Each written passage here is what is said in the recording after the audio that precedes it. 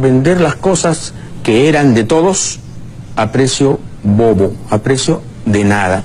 Firmó un contrato de compra de gas en el año 2008, durante 20 años comprarle gas a un intermediario que se llama Unión Fenosa, que es una empresa española del rey Juan Carlos. Entonces les vamos a comprar por 20 años gas, a precios exorbitantes. Imagínate, tú compras el gas o te cuestas comprarlo en Perú 56 centavos de dólar el millón de BTU, y aquí se lo estamos comprando en promedio a $8 el millón de BTU. O sea, es un negocio redondo de estos funcionarios del gobierno. Y esta empresa compra el petróleo en Perú también, digo, el gas lo compra en Perú también, no son productores España. Sí, no es un intermediario, como acá decimos, es un coyote. O sea, Elías Ayú fue el que le dio las bases de la licitación a Unión Fenosa, pero primero ya había amarrado Unión Fenosa el contrato en Perú con el presidente Alan García, que era el presidente de Perú. Y tuve oportunidad de estar en Perú. Está un escándalo porque no hay gas para el consumo de allá y lo están vendiendo al extranjero. Entonces pierde Perú, pierden los mexicanos y gana esta multinacional que es Unión Fenosa. El contrato es por 20 años. Todo lo que se robó con la privatización de las empresas estatales resulta espectacular, realmente espectacular en el sentido más literal. Es un sombrío espectáculo de corrupción y de vendepatrismo, ¿no? Así de sencillo, o sea, vender las cosas que eran de todos a precio bobo, a precio de nada. Leo, por ejemplo, este recorderis que me llena de ira retroactiva, inútil, sí, pero ira. Por ejemplo, la empresa Solgas, filial de Petroperú, fue vendida en el año 92 por el gobierno de Fujimori a $7,5 millones al consorcio chileno Lipigas Codigas. 7,5 millones te vendo Solgas. Muy bien, ¿qué hicieron los chilenos? Los chilenos, 4 años después, agarraron la empresa que habían comprado a $7,5 millones y se la vendieron a $58 millones a un tercero. O sea, en 4 años pasaron de $7,5 millones a 58 millones, 7 veces el valor pagado originalmente. Este es un ejemplito chiquitito de cómo nos portamos los peruanos con lo que debería ser de todos. Y el caso Shell es un caso actualísimo y particularmente conmovedor. Y Humberto Campodónico, el columnista económico del diario La República, lo acaba de recordar. Y yo lo he invitado aquí para que le explique a los televidentes de la manera más didáctica y breve posible qué cosa es esto de Shell, porque él tituló su columna "Lo que la Shell nos regaló se va a México". Yo lo leí y dije, no puede ser, esto no puede ser, pero sí puede ser. Como decía Alejandro Romualdo, no puede ser, señor, pero hay testigos. Buenas noches. ¿Qué tal, César? ¿Cómo estás? Muchas gracias por estar aquí. Cuéntanos, ¿cómo es esto? La Shell nos regaló una cosa, bueno, nos regaló entre comillas, se fue. ¿Y qué hemos hecho con eso? Bueno, la Shell vino en los 80 y estuvo en el lote 88, invirtió cerca de $200 millones, encontró una buena cantidad de gas, unos 6 billones de pies cúbicos, y en la negociación con el primer gobierno, el presidente García, no hubo acuerdo y entonces se fue y ese gas revirtió al Estado. 10 años después, en el 96, la Shell regresó y estuvo perforando por $200 millones más, o sea, como 400 millones, y tampoco llegó a acuerdo con el gobierno de Fujimori. Hay una serie de motivos que lo explican. Por lo tanto, ese gas, esos 6 o 7 billones de pies cúbicos, revirtieron gratis al Estado. El Estado sacó una licitación. La plata tenía la Shell, ¿no? Que podía explorar por 400 millones y luego no me gusta tu cara, viejo, me voy. Así es, ¿no? Y nos dejó ahí 400 millones. Nos dejó 400 millones. Entonces el gobierno, fue Fujimori en el 2000, que sacó esto a licitación y la Buena Pro la ganó un consorcio llamado Consorcio Camisea, donde está Plus Petrol, Hunt Oil, SK y otras empresas. Y ellas son las que han traído de ahí en adelante el gas a Lima mediante los gasoductos. Sucede que por esas cosas del azar o del destino, en el año 99-2000 Shell estaba explorando otro lote adyacente al 88, el llamado 56, y encontró ahí reservas más pequeñas, pero unos 2 a 3 billones de pies cúbicos diarios, 2 billones de pies cúbicos, y tampoco los pudo explotar, porque eran muy pequeñas esas reservas como para hacer otro ducto, y no podían usar el primer ducto porque ese tenía exclusividad. Entonces también revirtieron al Estado. Entonces tenemos ahí como 70 millones de dólares adicionales que la Shell invirtió y que también revirtió al Estado. 470. Exactamente. Muy bien. ¿Y qué pasó? Muy bien, entonces comenzó la explotación del lote 88 y en el 2003-2004 un consorcio que luego se forma que se llama Perú LNG y junto con el consorcio del lote 88 dicen, bueno, vamos a tratar de exportar este gas a México, ¿no? El gas del lote chico, del lote 56. Entonces se hace toda una serie de cambios en las leyes porque había problemas con la exportación y sucede lo siguiente, que es que para hacer un contrato no solamente se puede hacer, digamos, por 8 años o por 9 años, tiene que ser a largo plazo y por una cantidad de gas determinada. Entonces, como no había suficiente cantidad de gas en el lote pequeño, se cambiaron las leyes para que el lote grande, el lote 88, que era destinado exclusivamente para el mercado interno, le preste, entre comillas, gas al lote 56. Para que se vaya a México. Para que se vaya a México. Y eso es lo que ha sucedido. En estos momentos, de los 8.8 billones de pies cúbicos de reservas, 4.2 ya están comprometidos con México y solamente 4.6 quedan para el Perú. Entonces, en este momento viene el gasoducto del sur, que quiere gas para Puno, para Cusco, para Arequipa, para Juliaca, para Hilo, que son sectores pobres que necesitan energía. No hay. No hay porque ya, o sea, solamente se puede negociar o contratar un gas que tiene reservas probadas. O sea, que el gas que descubrió Shell, que nos entregó gratis porque se largó, porque así de ricos son los de Shell, o eran por lo menos, ese gas ahora se va a México. La mitad. Porque así lo decidió el consorcio. Bueno, lo que sucede que compró lo que había dejado Shell. Bueno, en realidad no lo compró. ¿Cómo? No lo pagó. O sea, simplemente en el primero hubo un contrato, porque ya el gas estaba descubierto, o sea, no hubo ningún riesgo. Correcto, pero entonces ¿no pagaron por eso? Bueno, lo que sucede es que cuando exploten el gas y los líquidos pagan una regalía de 37%. Pero no le han dado al Estado peruano los 400 millones que costó la exploración que hizo Shell. No. ¿Esa inversión? No, para nada. Y no solamente es eso, sino que se le han dado condiciones especiales, no se ha pagado. ¿Pero somos idiotas o somos ladrones? Bueno, ese dinero supuestamente... Pero no me ha respondido, Humberto, no me ha respondido. ¿Somos idiotas o somos ladrones? Bueno, a mí me parece que tan idiotas no pueden ser. Ya está respondido. No pueden ser. No, entonces, lo más preocupante es que este gas, que además se puede vender barato, porque ya estaba encontrado, tiene un precio de $1.50, $2, cuando Bolivia, por ejemplo, a Argentina, a Brasil, se lo vende a 6. Y lo que tiene que ver es con el hecho que el Estado está ausente, no regula. Ahora esto se lo tenemos que agradecer a Alejandro Toledo, ¿no? Fundamentalmente. Esta traición energética se la debemos a don Alejandro Toledo y a don Pedro Pablo Kuczynski. Bueno, en gran medida ellos son los que estaban en las responsabilidades en ese momento. Claro, porque ellos son los que hicieron Bueno, y a la vez... Y a este gobierno que no ha hecho nada por corregir esta canallada energética. Bueno, antes quisiera puntualizar que también fue al Congreso en la época de Toledo y también en el Congreso pasó la modificación de la ley. Y con o sea que el Congreso dijo chicheño. Así es. El Congreso permitió el cambio y se autorizó que Perupetro renegocie con el lote 88 para que pueda prestar las reservas, entre comillas, prestar. Se renegoció y se hizo. O sea, es una cosa que francamente de una audacia, como yo no he visto en mucho tiempo. De una audacia, pero una audacia suicida, ¿no? Así es. Porque me voy a quedar sin gas, se lo voy a dar a México. O sea, eso es del chavo. Bueno, es que sucede que aquí hay una mentalidad puramente exportadora.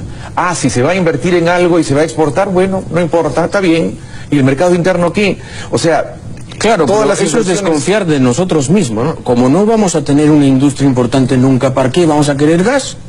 No, las proyecciones son de que las industrias, por ejemplo, ya está contratada la petroquímica, están todas las centrales eléctricas, Exacto. que están ahora paradas para seguir porque ya no hay gas para ellas. O sea que si la empresa que maneja esto se pone firme y dice no renegocio contigo Estado peruano y si me fastidias me voy al CIADIS y se pone brava, lo que vamos a tener que hacer al final va a ser importar gas, teniendo gas. Pero pienso, bueno, hay varias salidas que justamente asesores legales están estudiando y una de ellas es que a pesar de las modificaciones que han habido, la ley sigue siendo la ley y la ley dice que el mercado interno nacional tiene que estar abastecido, aún si hay contratos. Claro. Pero y la estabilidad jurídica, como dice el ministro de Energía, Así lo es. escuché el otro día, dice, la estabilidad jurídica, no podemos tocar Pero la con estabilidad jurídica. Con ese criterio Argentina, que le faltó gas y le estaba exportando a Chile, y le dijo, señores, lo siento mucho, no les puedo seguir exportando gas porque primero Sí, son los pues, argentinos. Tienes toda la razón, pero por eso que invocando ese Argentina nos criterio- ganó 6-0. Bueno, También, ¿no? También es cierto. bueno, acá tenemos que reforzarnos mucho. Reforzarnos mucho y limpiar la política, ¿no? Así es. Limpiar la política de tanta cochinada. Realmente esto es una cochinada, ¿no? Y yo creo que lo que han dicho recientemente los gobiernos regionales, sobre todo del Macrosur, donde han exigido que una certificación de las reservas para ver cuántas efectivamente hay, donde también han dicho que se anule todo aquello que hace que el gas se exporte y que exigen que el presidente de la República se pronuncie el 28 de julio sobre este tema, porque el gobierno está negociando, dice que está negociando, pero no hay transparencia, no sabemos qué. Lo que tiene que ser... El ministro no sabe decir qué cosas está Porque si se negociara, por ejemplo, el monto de la regalía, el monto de la regalía puede subir un poco, pero es tan bajo el precio que nos pagan. Mira, nos quieren pagar 50 centavos de dólar por el pie cúbico que exportan, y aquí se paga unos 50 para la eléctrica y 2.50 para los industriales. O sea, el gas que se va, además que nos deja sin gas, se vendería mucho más barato afuera que acá. El exministro Herrera Descalzi ha calculado que para comprar el gas que vamos a exportar ahora, la cuenta nos sale 44.000 millones de dólares. ¿Qué? Así es. 44.000 millones. Es que, ¿En qué lapso? O sea, lo que sucede es que si esos 4 que se van a México los multiplicas por el precio al cual se vende y luego tienes que multiplicar esos 4 por el precio al cual tendríamos que importarlo, te sale esa diferencia. Muy Es bien. una cosa muy preocupante Muy y pienso preocupante. que Sí, colegios profesionales, Sí. académicos debieran... Y esos son los temas, bueno, que muy poca gente, Humberto Campodónico es una de ellas, una de esas personas, toca, ¿no?, en la prensa. Gracias, Humberto, por esta clase. Al contrario, muchas gracias. Humberto Campodónico, columnista económico de La República, está con nosotros y ahora... Distinguido exministro de Energía y Minas, Carlos Herrera Descalzi, hizo impresionantes declaraciones sobre el triste futuro energético que le espera a nuestro Perú. Habla de pérdidas por más de 40.000 millones de dólares. 40.000 millones en pérdidas. Y por si fuera poco, el Perú no recibiría ni un centavo por impuesto a la renta por la exportación del combustible, por unas modificaciones a la ley aprobadas en el Congreso y Ejecutivo. Esto es traición a la patria hecho en la gestión de Toledo, PPK. Vean el video. La opinión del distinguido exministro Descalzi debería haberse replicado al unísono en todos los canales. Sin embargo, sus declaraciones se minimizaron ya que los medios reciben millones del Estado. Y por eso, callaron. Estas declaraciones nunca fueron difundidas por los medios de la manera que debería hacerse, tomando en cuenta la gravedad y el interés nacional de la noticia. Si hubieran construido una central hidroeléctrica, tal vez no tendrías que pagar el costoso recibo de la luz. Empecemos. Algunos puntos de la entrevista a ministro Descalzi. ¿Por qué se modificó el contrato de Camisea? La modificación del contrato de Camisea es parte de la historia turbia y corrupta del Perú. ¿Por qué? El contrato de Camisea fue tratado por un grupo de profesionales que dejaron un marco legal adecuado. Camisea era el nacimiento del gas natural para Perú, que desde hace mucho tiempo buscaba poner en marcha una tercera fuente de energía. El gas era para uso interno nacional, no para exportar, esa era la idea. Entonces, Perú tuvo que armar un marco legal para viabilizar estos proyectos, el cual partió de la Ley 27.133. Su reglamento fue específico. El gas era para uso del mercado interno. Y si sobraba, para exportar. Ello significaba que la empresa que va a recibir el gas tiene que tener garantizados siquiera 20 años de gas para Perú. Sobre ese marco legal se estableció el concurso de Camisea y las empresas que participaron, lo aceptaron y firmaron los contratos. El proceso previo, se desarrolló durante el gobierno del ingeniero Fujimori, y cuando llegó el gobierno de transición, lo que faltaba era aprobar los contratos. Para esto, se había prohibido la construcción de centrales hidroeléctricas, porque se temía que el gas no podría competir contra ellas. En un balance económico, hay que recalcar que la central hidroeléctrica terminaba siendo más barata. ¿Pero qué se explotaba en Camisea? En el gas de Camisea, habían dos tipos de energía. Los líquidos que eran el 21% del contenido de energía del yacimiento, y el gas que era el 79%. Pero ese 21%, que eran los líquidos, representaban más de la mitad de los ingresos. Cuando se firmaron los contratos, aquí viene la parte negra de la historia, se intentaron modificarlos. ¿Cómo evaluó usted el contrato? Fui ministro porque era un técnico. No tengo filiación política y trabajé con gente realmente encomiable. Hicimos una reforma sobre el precio, otra sobre las centrales hidroeléctricas. Entonces, cuando hubo el cambio de gobierno a Toledo, se intentó primero bajarle las regalías, y salí en esos momentos, pues tenía la responsabilidad de decir quién había firmado los contratos de Camisea y que no se podían bajar las regalías. Pero noté desde el inicio que la intención era exportar el gas, o sea limitar la seguridad del mercado energético peruano. ¿Qué medida tomó? Me acuerdo que el 2002 o 2003, cuando hubo el intento de cambiar el reglamento de la ley 27.133, envió una carta extensa al ministro de Energía y Minas, diciéndole por qué no podía o no debía cambiar el reglamento. No lo cambió. Pero esperó unos meses, vino un nuevo ministro y el nuevo ministro, recién llegado y antes de que conociera bien el término, firmó el reglamento. El doctor Fleury fue quien desgraciadamente firmó el documento. 6 meses después volvió su antecesor y siguió con el camino. ¿Qué modificación específica le hicieron al reglamento? La esencia del tema es que el marco legal que existía decía, ¿usted quiere exportar gas? Puede hacerlo, pero encuentre.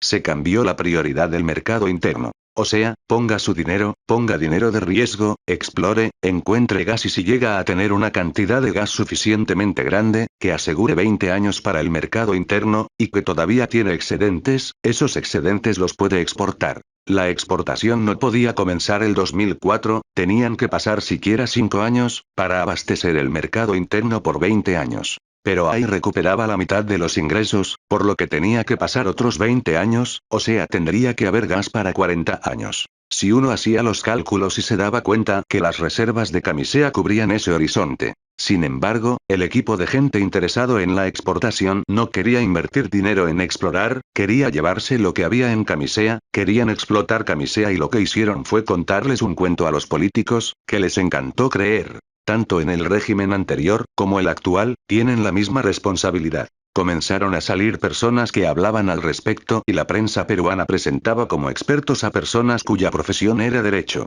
Me acuerdo de un señor que salió a hablar de geología y que no conoce nada del tema ni está moralmente autorizado para tocarlo. Eran lobistas que metían la idea en la opinión pública a través de los medios, de que había grandes cantidades de gas. Y la prensa peruana maximizaba esa voz. Eran las reservas soñadas, especuladas, los datos no eran reales, y sobre eso, los gobiernos aceptaron ir modificando los contratos. Sin oposición alguna, se había engañado a la opinión pública. El ministro Pedro Sánchez cita las cifras en esos años y la terrible conclusión a la que llegó es que cuando en el 2005 se emitió el decreto supremo 050 de ese año, que permitió la modificación del contrato de Camisea, las reservas probadas no alcanzaban para el mercado interno ni para la exportación.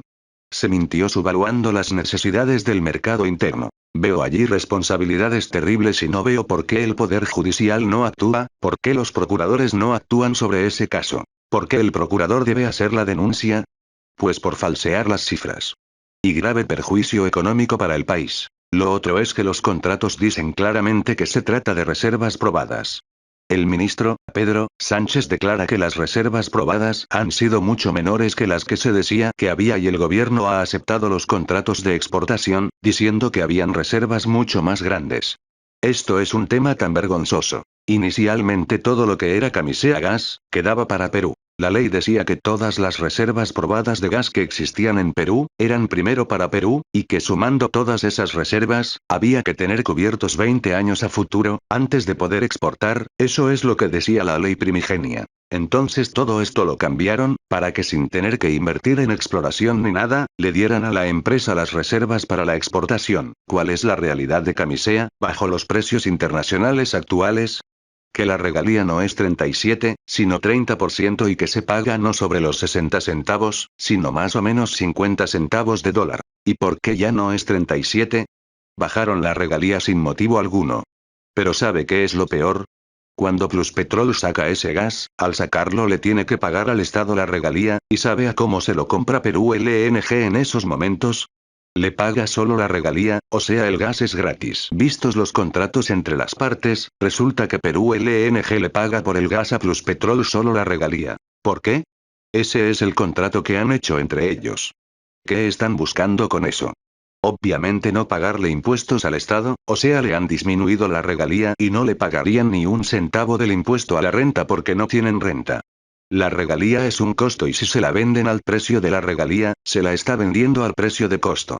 Eso es terrible. Esos contratos han estado en el Ministerio de Energía y Minas, yo no sabía que fueran como contratos públicos porque eran entre partes, pero de alguna forma han estado en el Ministerio de Energía y Minas. El 2 de diciembre del 2005 se promulga la Ley 28.634 que modifica la ley del impuesto a la renta con un único objetivo. Hacer posible la exportación a México del gas de Camisea por el consorcio Perú LNG.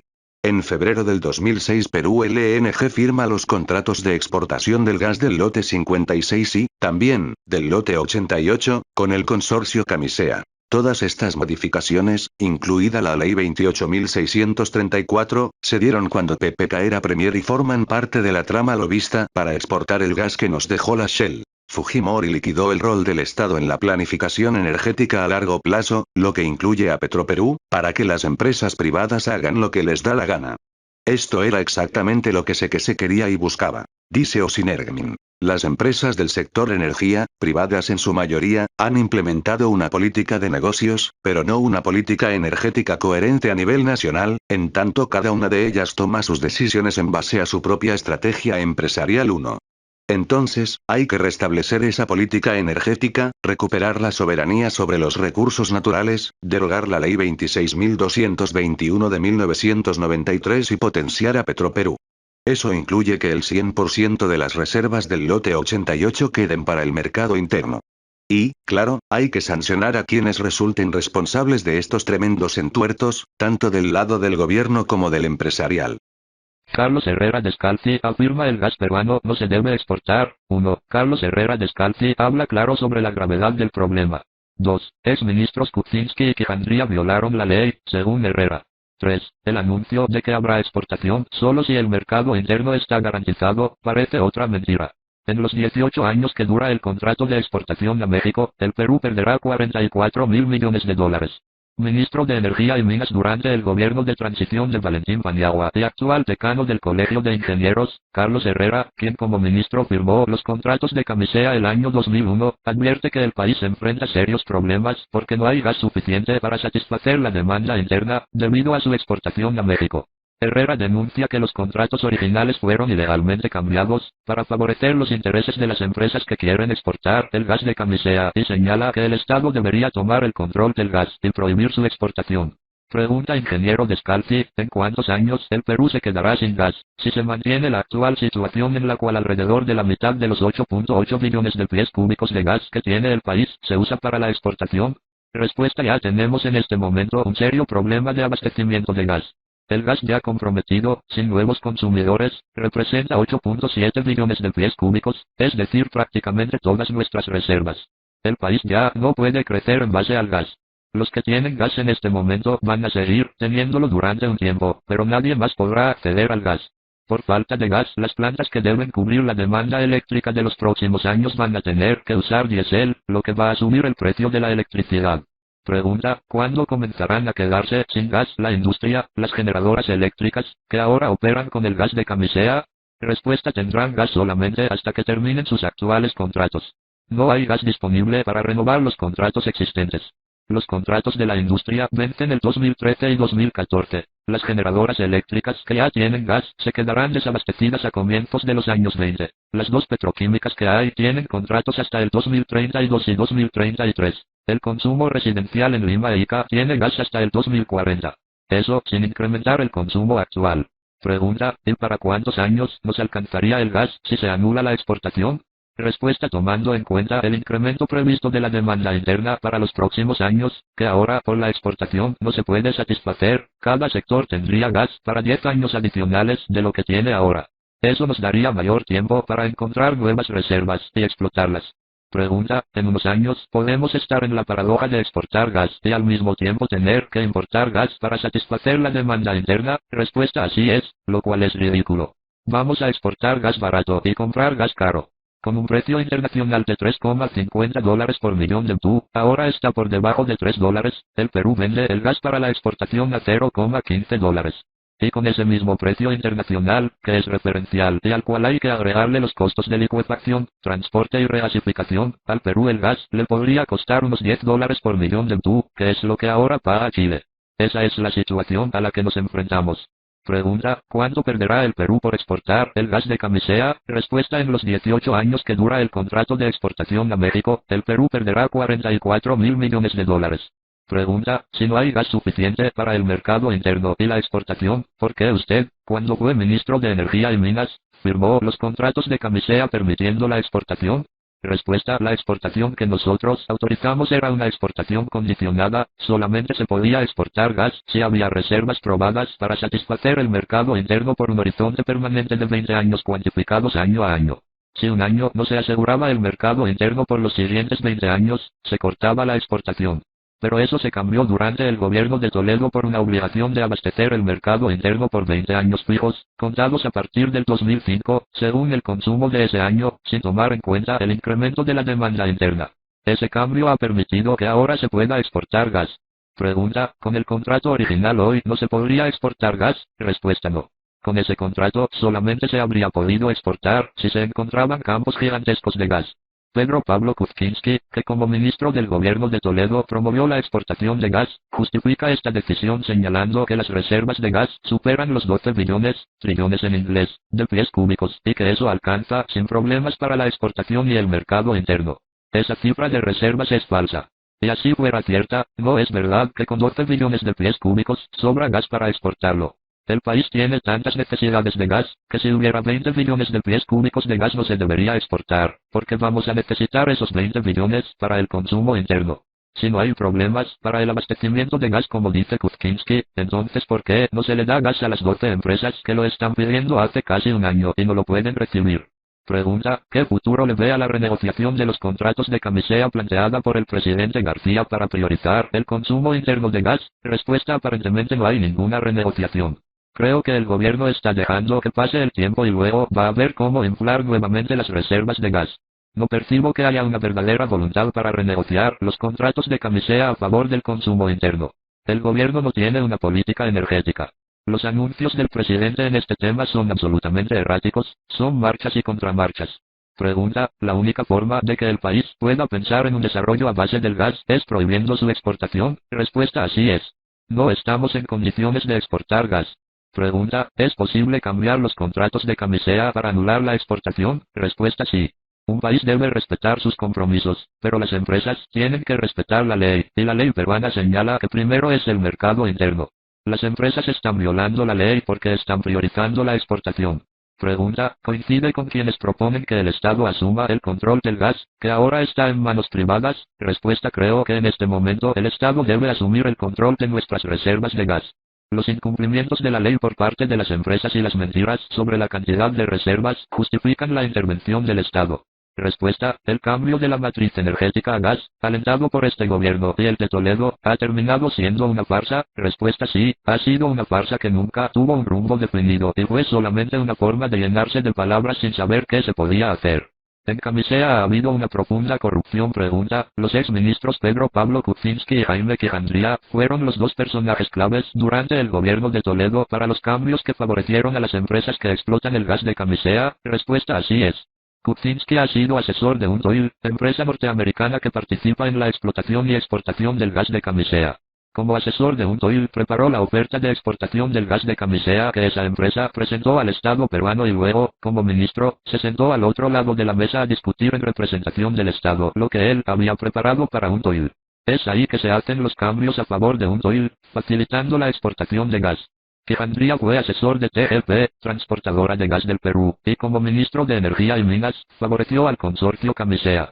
Pregunta, la entrega a Perú LNG, exportadora del gas, del lote 56, descubierto por SEI, y que luego revirtió al Estado cuando esta empresa se retiró del país, ¿fue irregular? Respuesta, ese lote se había guardado para que sea la reserva estratégica del país, nunca se debió entregar.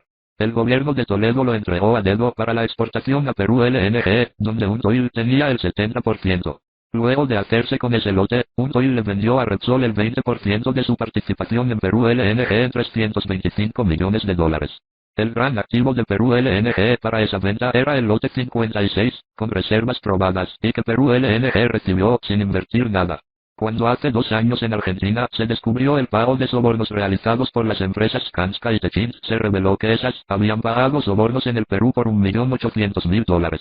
Pregunta, ¿cree que esos sobornos están vinculados a Camisea, teniendo en cuenta que Skanska ha hecho varias obras de este proyecto, como la planta de licuefacción del Pisco, y Techint construyó el gasoducto y participa en el consorcio Camisea? Respuesta, cuando veo que en Camisea se cambió la ubicación de la planta de licuefacción para ponerla en la zona de amortiguamiento de la reserva de Paracas, lo que le ahorró a la empresa entre 50 y 100 millones de dólares. Que se cambiaron los contratos para favorecer a las empresas con la exportación de gas, que se adelantó el impuesto a las tarifas eléctricas por el uso del gasoducto cuando este todavía no estaba listo, lo que le permitió a Techint recaudar unos 100 millones de soles, y otras cosas. Me parece que todo apunta a Camisea.